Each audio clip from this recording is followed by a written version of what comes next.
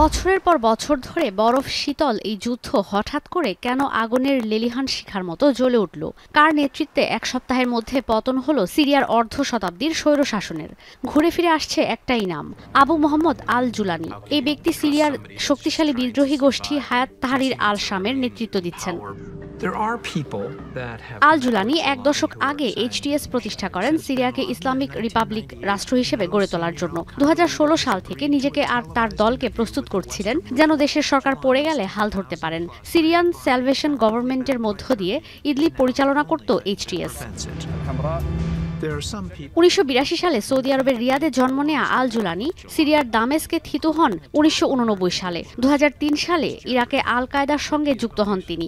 ইরাকে যুক্তরাষ্ট্রের সেনা অভিযানের বিরুদ্ধে যুদ্ধ করেন। এরপর 2006 সালে মার্কিন সেনাবাহিনী তাকে গ্রেফতার করে 5 বছর আটকে রাখে। এরপর সিরিয়াতে আল কায়দার শাখা প্রতিষ্ঠা করার দায়িত্ব দেওয়া হয় তাকে, যেটা আল নুসরা ফ্রন্ট হিসেবে পরিচিত ছিল। এই জোট প্রভাব বিস্তার করতে শুরু করে সিরিয়ার ইদলিবে।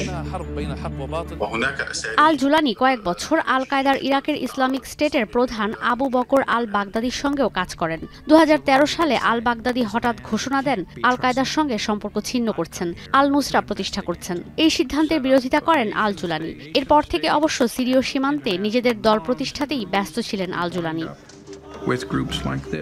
2016 সালের জুলাইতে এই বিদ্রোহী গোষ্ঠী আলেপ্পো দখলের পর ইদলিব যাওয়ার চেষ্টা করে, কিন্তু সে সময় ইরান রাশিয়ার সহযোগিতায় আল জুলানি খুব একটা এগোতে পারেন না। এরপর নিজের দল এইচটিএস এর ঘোষণা দিয়ে জুলানি ঘোষণা দেন তার এই দল আসাদ সরকারের কাছ থেকে সিরিয়াকে মুক্ত করবে।